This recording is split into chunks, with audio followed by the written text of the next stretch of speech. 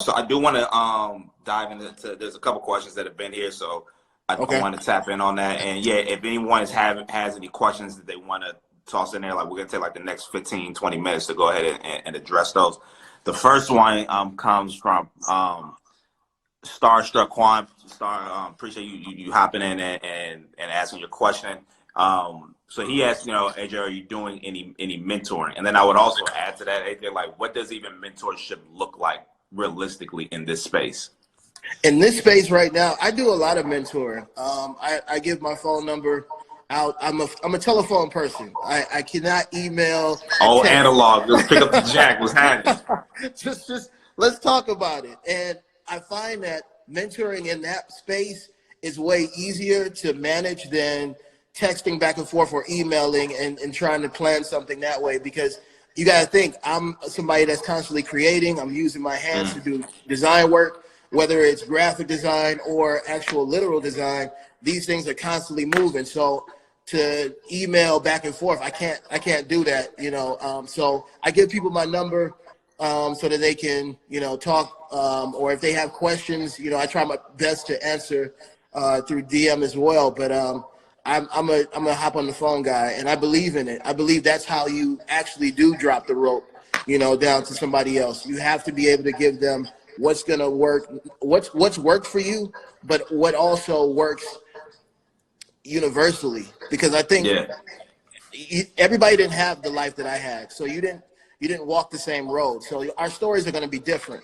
But the mentorship that I try to offer people is just like, hey, these are some sure ways to unlock who you are. Number one, let's pray about it. You know what I mean? Yeah. Number two, you need to actually understand, like, God gives you glimpses of who you are and what you're supposed to do.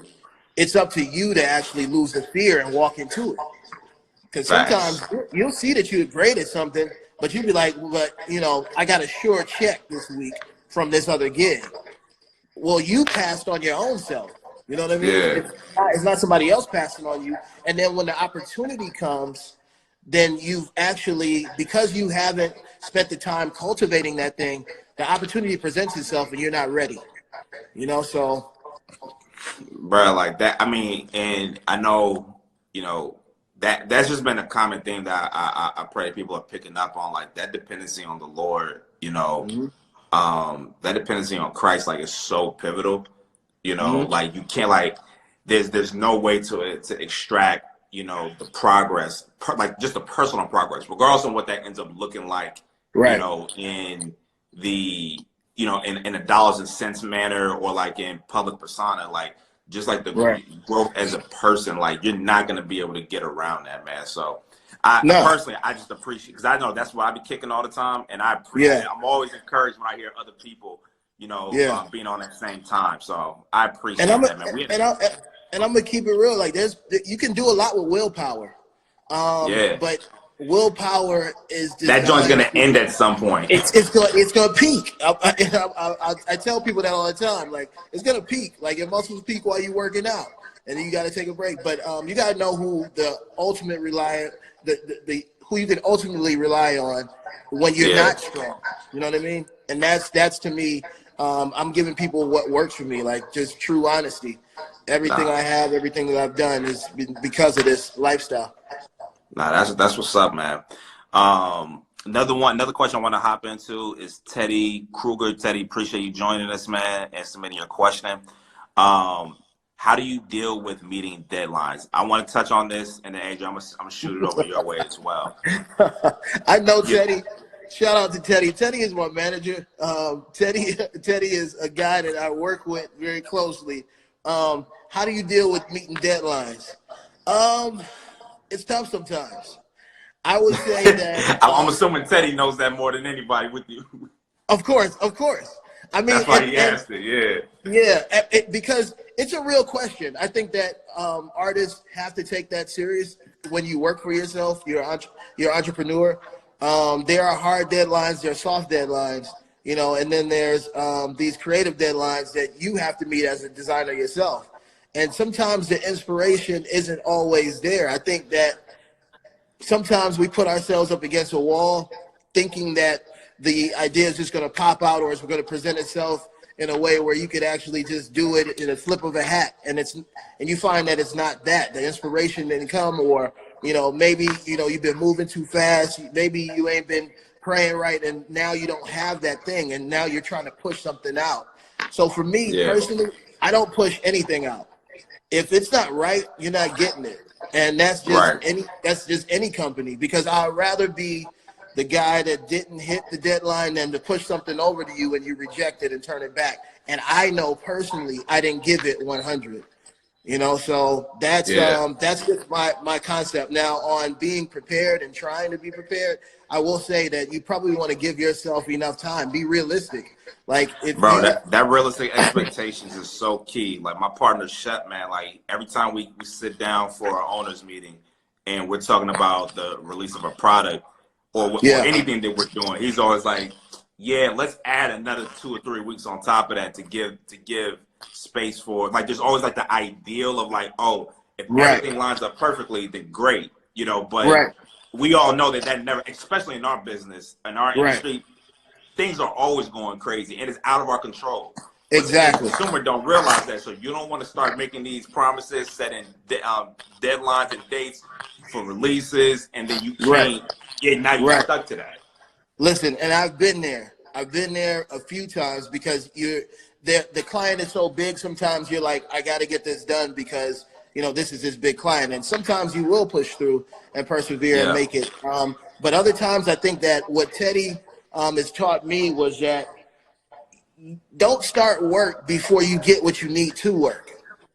See, this is where a lot of unrealistic expectations comes from, is that, sometimes you can be super inspired to do something and you could actually do it and there's no, check that's come up front. But then sometimes it's like, okay, in order to do this, I'm going to have to jump through X, Y, Z. I'm going to do Illustrator. I'm going to have to, the work that you're going to have to do.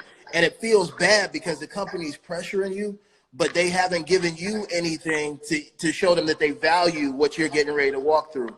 It ends up being almost discouraging. So, if you need to tell them, hey, it's going to take, a month for me to get that to you, or 2 months for me to get that to you, it's better to keep it real with them and risk, the opportunity of not having to do it at all than to put yourself up against the wall, not hit the deadline, and now there's all this, talk going back and forth about, how you're that guy. So. Word.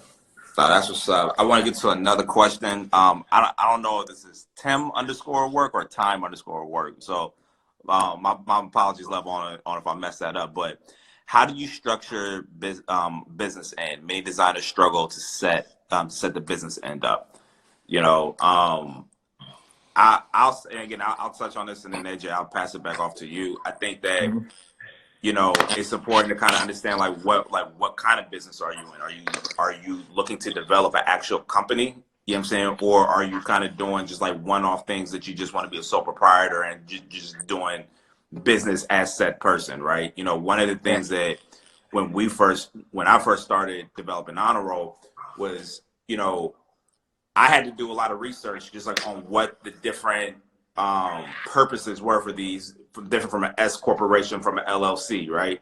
And for me, starting out, like, one of the biggest things was that I needed to make sure that there was legal separation between myself and the actual entity of my company, right? And so having yourself as an LLC means that if something happens within the company and someone sues the company, like, they can't come after your personal assets, and then that has a lot of tax implications as well. That at another time we could dive into, but I would just say that Google is your best friend. You know what I'm saying? Like, Google, like, just the different definitions of these corporations. Go to the Secretary of State, your state's Secretary of State website. And look up and see what all the options are, and don't be afraid to pick up the phone and call for clarity as well. What are your thoughts on that, AJ? I mean, I'll say the same. I think you said it perfectly. I'll just add, LegalZoom is always there as well. If you're looking for immediate counsel, those guys will hop on the phone with you. Of course, it's for a fee, but they definitely will hop on the phone with you and show you exactly how you need to be set up. I think you answered it perfectly. Word. That's what's up. We got another one from Perks of Atlanta. How do you balance keeping up with the culture and maintaining originality when it comes to contributing to the culture? Appreciate that question, Perks of Atlanta. What's your thought? What's your take on that, AJ? So, funny thing is, I try not to keep up with the culture. And to be honest, I think that that's the best way to be, because then you'll find that you are truly making something original. When you are keeping up so much and you're copying aesthetics, even, it's like, okay, everybody went small logo. I remember it was maybe about 7 years ago. Streetwear went super minimal, and they said graphic tees were dead. And I'm like, graphic tees will never die. Was they wrong. Right. I told the retailers, I was just like, listen, because I'm consulting at this time, and I'm just like, graphic tees will never die. I know that you want this minimal look because it looks cool, and GQ is putting this out as this is what grown man looks like. But I'll never forget when Jay-Z said that he was going to button up. He was 30 plus. He was like, no more jerseys, right? And then he came to Cleveland. I was in retail at the time. He came to Cleveland. Everybody bought button-ups for his concert. And the next day, we started getting like people trying to come in and return button-ups and stuff. And I asked one of the guys, I was like, how was the concert last night? He was like, it was dope, man. You know, Jay-Z showed up wearing a Jordan 45 jersey. I'll never forget that. And I'm just like, this is why. So niggas was tight. They went and spent that 120 on that button up. Listen, they was all in there buttoned up, and he was in a 45 jersey. You know why? Because even him, he's saying things, but if you allow whatever is being said to influence you, then you'll be disappointed. It's a perfect example of what disappointment looks like. So for me, how I do keep up is there's a level of keeping up because I'm buying some of the latest shoes. So I'm buying them as my canvas to prove that maybe this design could have been better. So, I'll get a Fear of God shoe. I'll get, a Puma model that I like, but I got to be inspired first. So it's not just about trends alone. It's just really about finding what moves you and then doing something original on that and with that. Word. Yo, so we have another question from Jared Green Speaks. There's a big difference between serving others and collaborating. How important is it to stick to the mission and to stay in, to stay in alignment with God's direction? It's super important. I think that when we're talking about God's direction, to me, there's success that you can have every time. I think what people have viewed, some people have told me, they're like, man, everything that you do is dope. They're looking at what I'm doing and the collaborations I've done, and they're saying, man, that was a success, and it's just back to back, another one. That hasn't come through my own doing. It hasn't come through just me being so smart that I just know exactly what to do with all these collabs. It's through prayer and direction. I think that's how classics are made. Like, I don't want anything that I do to be just something that got done and then it was part of an era. Like, I want to be able to go and put on the first shoes that I designed for somebody or a company or brand and still have relevance. And I found that space through staying aligned. Yo, another thing I want to add to that for Jared is like, there's only one of you. You know, and while I definitely believe that there is no such thing as autonomy on ideas, I remember when I first started Honor Roll, after I got a couple people that hit me up like, yo, I was thinking about the same name. You know what I'm saying? So, I think that, there's a reality that one, you have to be intentional about, when you have something good, like, move on it. Like, don't sit there and wait. But then on top of that, you got to recognize, like, when you're dealing with, said artist or company or brand, like, don't, like, be confident in what it is that you're offering, and don't, I think that there's a balance between being able to negotiate, because, like, when you're taking two entities, it's like being married. You know what I'm saying? Like, you have these two people with these two individual identities, and you're trying to merge that into one. That by nature is going to look different. So don't have such an ego to where you're not willing to give and take. Like, recognize that you're like, this person. If I'm saying I want to work with this person or this company, That's because they have something valuable, you know, to bring to the table, just as much as I do. Now, if you Right. get to a point to where you feel like that person or that brand or that company isn't respecting the value that you're bringing to the table, you have to be okay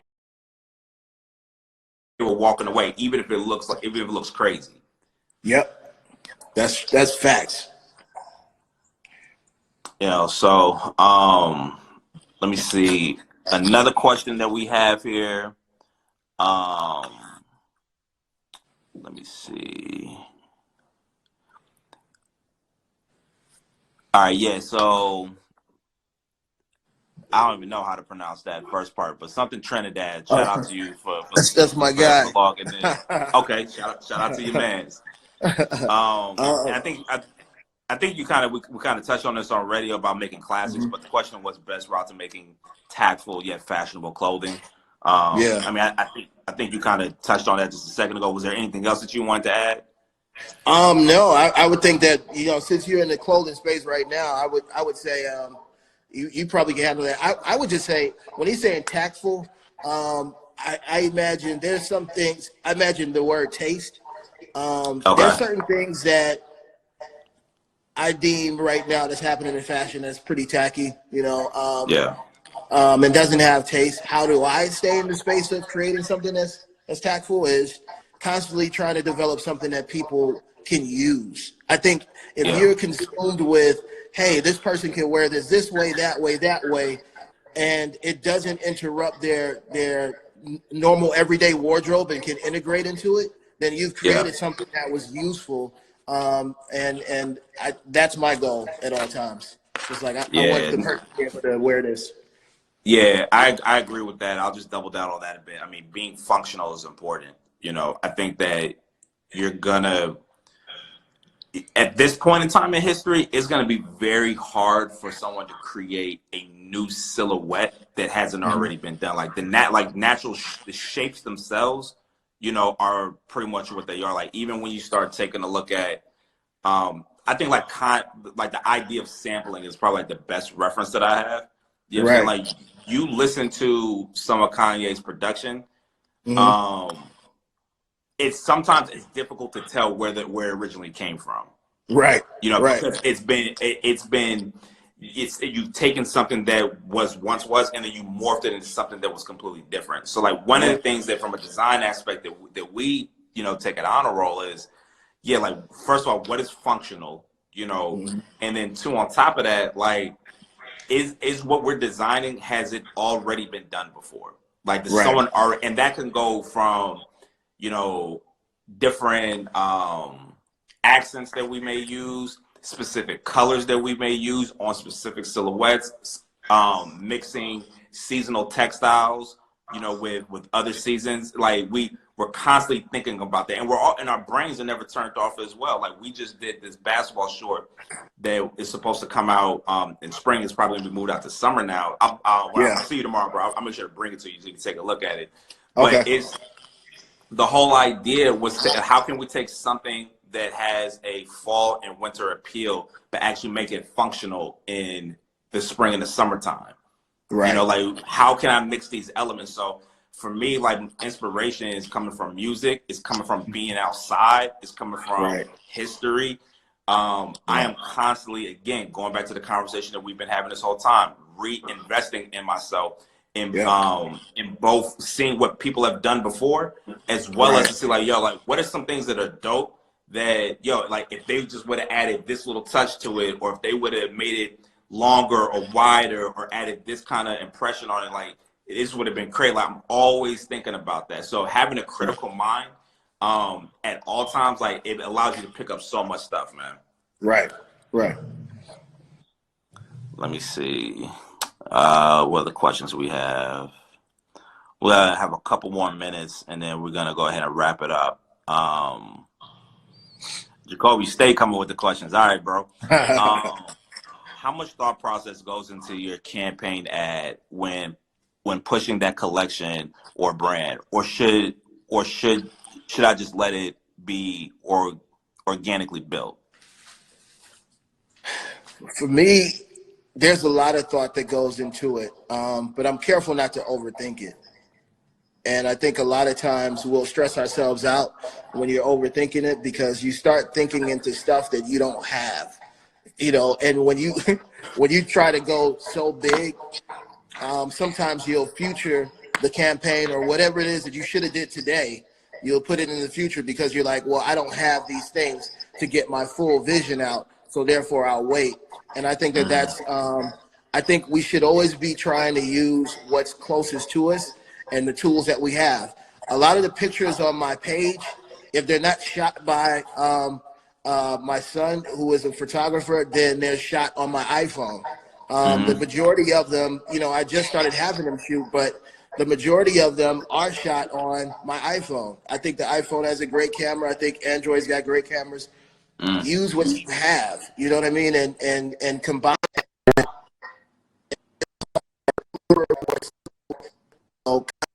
how to move. You back? Okay, yeah, I thought I lost you for a second. Okay, cool. Yeah, I'm back. Can you hear me? Okay. Yeah, I can hear you. I can hear you good. Yeah. Nah, man, Okay. that's what's up, Yeah. man. Yeah, I just think people can keep it simple. Yeah. That's what's up, man. Yeah, we hope that, man, like this time that we blocked out for study breaks today, man, that it was an encouragement. And you guys were also able to get like some tangible walkaways with this, man. I do before we wrap up, Adrian, I just want to like hear from you, like, what are you working on right now? Like, are there any projects that you got going on that we could be looking out for? Man, yeah, I don't know if I can talk about them just yet. Okay. But Yeah. there's a lot in the works, y'all. There's a lot in the works. I think people are going to be thoroughly surprised to see how much was done during this COVID-19 era that we're experiencing. And once again, I just got to say, like, shout out to God for being there and to continually keep me and my team, you know, in a space where there are opportunities that are coming in, even in this time. I think it's crazy. I can tell you some things. I got something coming up with Puma. I got a couple of things coming up with Puma. Okay. More clothing this year. More clothing. More clothing collaborations. I can say Clothing that. collaborations. Clothing collaborations. Okay, I have at least 4 this year.